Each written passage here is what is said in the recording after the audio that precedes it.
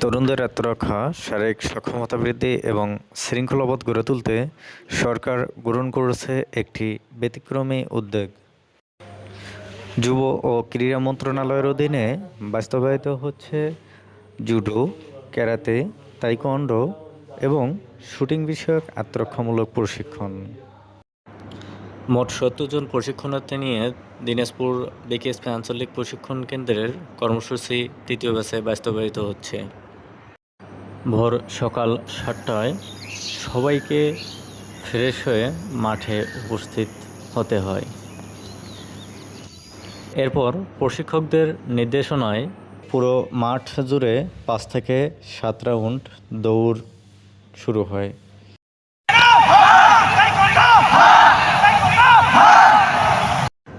এরপর বৃষ্টিতে ভিজে আমরা সবাই আনন্দ উল্লাস করি। বৃষ্টি না থাকলে নিজেরা যার যার মতো গোসল এবং ফ্রেশ হয়ে পরিষ্কার হয়ে আমরা খাবারের জন্য প্রস্তুত হয়ে যাই। এরপর সকালের খাবার শেষে এক্সারসাইজ করে আমরা মূল প্র্যাকটিসে চলে যাই। আসুন দেখে আসি মূল প্র্যাকটিস আমাদের।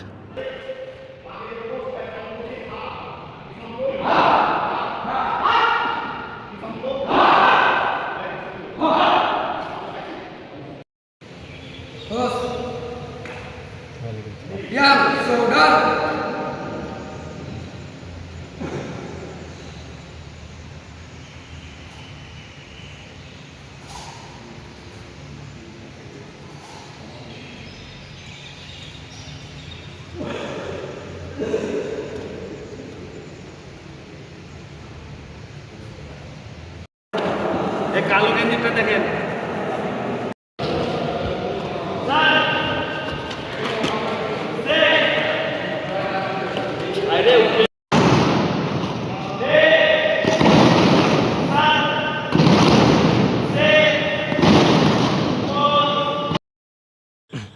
সারাদিনের ক্লান্তি ভরা চোখ, মুখ আর শরীর নিয়ে আমরা প্রশিক্ষকরা সহ সবাই একসাথে হয়ে আনন্দ উল্লাস করি।